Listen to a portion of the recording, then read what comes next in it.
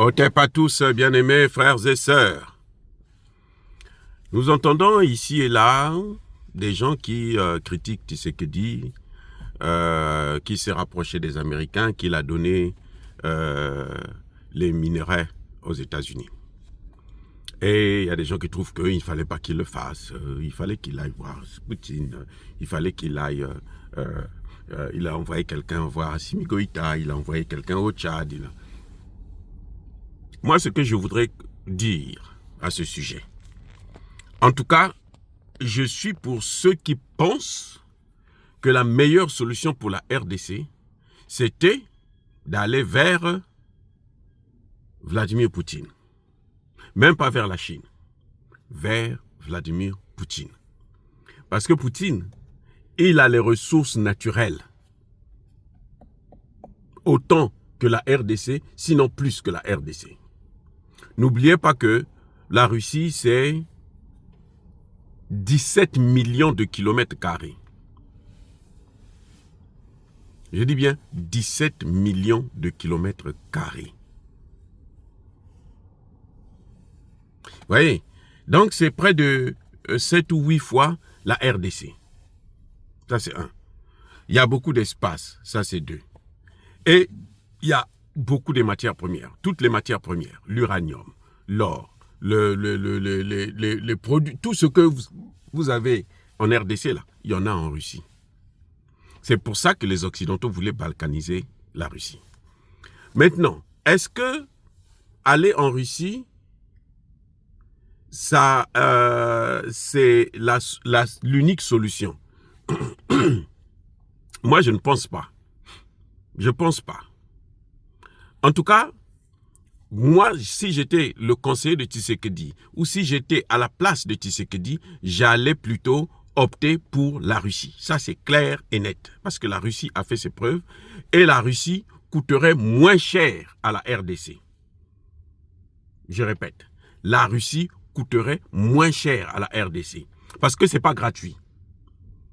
La Russie a un problème d'abord et avant tout qui est purement géostratégique. Les Russes savent que tant que les Américains, les Européens, auront les matières premières d'Afrique, ils auront la force, l'énergie, la capacité de faire la guerre à la Russie. Donc la Russie, pour sa paix, elle a besoin d'une Afrique libérée et une Afrique forte. De telle sorte que quand ils viennent chez nous pour prendre les matières premières, ils sont obligés de sortir l'argent cash et ça va coûter, ça va les freiner par rapport à lorsqu'ils le font gratuitement. Ils prennent tout ce qu'ils veulent et puis ils s'en vont. Voilà la grande différence qu'il y a avec la Russie et les États-Unis ou les pays européens. Les États-Unis, eux, par contre, ils viennent pour piller. Et ce qu'ils ne peuvent pas prendre avec l'argent, puisqu'ils n'en ont plus assez, ils le prennent avec la force. C'est ce qu'ils ont toujours fait à travers le Rwanda. Ce sont les États-Unis qui font la guerre du Rwanda. Ce sont les États-Unis qui sont en guerre au Congo. Ce n'est pas Kagame. Kagame n'est qu'un instrument qui est utilisé par les États-Unis parce qu'il est trop bête. Il est trop idiot. Ça ne vaut rien. Vous voyez? Donc c'est ça le problème. Les Rwandais sont nuls. Ils se font manipuler en tuant d'autres Africains, croyant qu'eux, ils vont s'en sortir comme ça. Ça ne marche pas comme ça, les gars. Ça ne marche pas comme ça. C'est clair et net.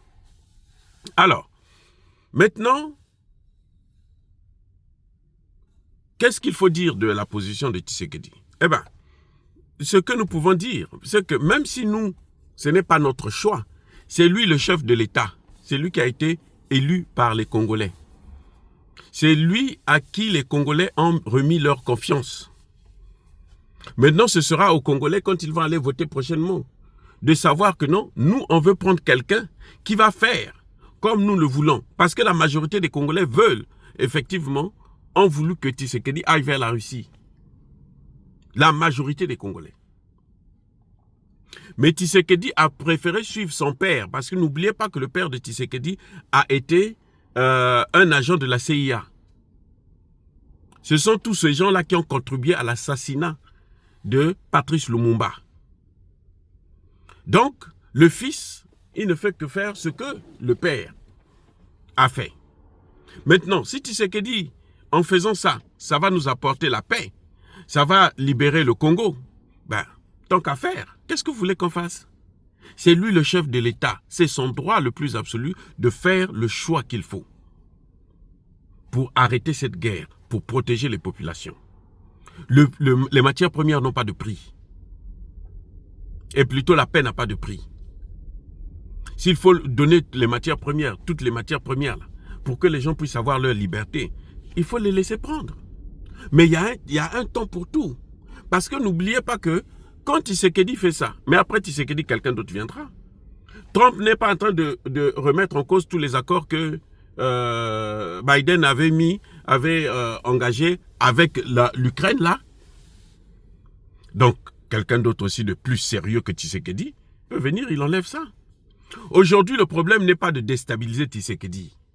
Non. Il faut tout faire pour qu'il termine son mandat et qu'il s'en aille. Et maintenant, on estime qu'en faisant la publicité que nous sommes en train de faire, le travail que nous sommes en train de faire, va pousser les Congolais à voter maintenant pour quelqu'un qui viendra mettre de l'ordre là où Tshisekedi n'a pas pu le faire. Mais au moins, s'il nous amène un peu de paix, s'il nous éloigne, vous savez, chaque jour qui passe, il y a un Congolais qui meurt. Chaque jour qui passe, au moins un Congolais qui meurt. Des femmes, des enfants, c'est-à-dire que les femmes enceintes, là, on les éventre. C'est horrible. Tshisekedi a choisi la méthode la plus chère, la plus coûteuse, qui peut même coûter sa propre vie à lui. Ah, je reprends. La méthode que Tshisekedi a suivie là, avec les Américains et les Occidentaux, ça peut lui coûter sa propre vie. Et demain, quand il sera plus au pouvoir, là, c'est pas Tshisekedi, s'il croit qu'il va toujours avoir le même aura auprès de ces gens-là, c'est faux. Puisque Kagame était comme ça, maintenant ils jettent Kagame. Donc Tshisekedi vient échanger la paix avec les matières premières. C'est la seule solution que lui, quand il s'assoit avec ses conseillers, il réfléchit, c'est ce qu'il a trouvé. Ok? Il est le président, on est obligé de faire avec. Donc, cessons de critiquer, de pousser les gens à la révolte. En faisant croire que c'est un crime, c'est grave. Non. Ce serait mieux. Il y a des gens qui disent non, mais les Russes aussi, ils vont venir prendre. Les Russes n'ont pas besoin de ça. Eux, c'est stratégique. Bien sûr que tout service est payant, c'est pas gratuit. Donc, c'est pas un problème. Mais, eux, ça devrait coûter, ça devrait faire moins mal aux Congolais. Je l'avais dit dès que j'ai vu les sanctions américaines. J'ai dit, les sanctions américaines là viennent. Il y a un prix à ça. Il faut s'attendre à ça. Donc, Tshisekedi, quand il va partir là aux États-Unis, là, c'est pour aller donner les matières premières aux États-Unis. Notre seul espoir, c'est qu'il y a la Chine aussi qui investit là-bas. Et ça m'étonnerait que Tshisekedi prenne les parts de la Chine pour donner ça aux Américains. Parce que s'il le fait, alors les Chinois vont demander à Tshisekedi de rembourser leur argent. Et Tshisekedi ne peut pas rembourser. Les Américains n'ont pas les moyens pour le faire. Ils ne peuvent pas. Si vous voyez qu'ils vont prendre tout ce qui appartient aux autres là, par la force, c'est qu'ils n'en ont pas. Donc, il y aura une grande rivalité entre les Américains et les Russes. Donc, ils vont se partager le Congo moitié-moitié. Le temps que les Congolais réfléchissent maintenant que on ne peut pas continuer à sous-traiter nos matières premières. On ne peut pas continuer à sous-traiter notre vie. Ce sont nos matières premières. Nous, on ne peut pas continuer comme ça. Ils vont commencer maintenant à comprendre que la meilleure des choses, c'est que nous puissions avoir une armée qui va faire son travail. Nous puissions équiper cette armée et nous puissions former les cadres à l'école, ainsi de suite, de telle sorte que les gens puissent maintenant petit à petit prendre conscience. Parce que ça arrivera. Hein. Les Américains peuvent tout prendre aujourd'hui, mais ils ne pourront pas prendre ça éternellement parce que le Congo, ce n'est pas les États-Unis. Le monde change. Vous voyez, on a vu Zelensky parler à Macron comme s'il s'adressait à son fils. C'est vrai, ça va lui coûter cher, mais en tout cas, il l'a fait. Il était peut-être sous l'effet de la poudre blanche, là, mais en tout cas, il l'a fait. Vous voyez? Donc, les Congolais, les Africains aussi sont en train de prendre conscience petit à petit. Et aujourd'hui, je pense que le plus important, c'est que Tshisekedi ne soit pas déstabilisé. Parce que s'il est déstabilisé, là, si la RDC tombe, toute l'Afrique centrale est partie. Ils vont foutre le feu partout. Et il n'y a que ça qu'ils attendent. Puisque c'est ça qu'ils veulent. On leur laisse ça et qu'ils nous donnent la paix. Qu'ils nous neutralisent Kagame. C'est-à-dire que quand on le prenne, on le fout en prison, qu'on l'envoie au repos éternel. Avec toute sa clique, sa bande. Au moins, les Africains, d'autres Africains qui seront tentés de faire exactement le même jeu, sauront que non, l'Africain est capable de donner tout pour qu'il puisse être libre.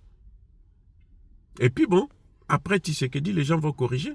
Et lui-même, Tshisekedi, quand il sera hors du pouvoir, là, il verra que, oh, mais ce que j'ai fait là, c'est grave. J'aurais pu faire mieux. Vous voyez, Tshisekedi a une alternative. Je vous ai dit qu'il y a ce qu'on appelle la responsabilité politique. Et c'est ça qui attend Tshisekedi. La responsabilité politique. A-t-il mis tous les moyens en jeu? A-t-il fait des bons choix? A-t-il pris de bonnes décisions? Ça, le Congo et l'Afrique le jugeront. Soyez bénis, abondamment bénis par le Dieu des Kémites et par nos ancêtres angélisés. Mais que tous ceux qui persécutent le continent africain, le pillent et le déstabilisent, qu'ils soient noirs, blancs, chinois, arabes, juifs, indiens, qui qu'ils soient punis, maudits, foudroyés, neutralisés, écrasés, effacés par le Dieu des Kémites et par nos ancêtres angélisés. Vive l'Afrique éternelle. J'ai dit et j'assume.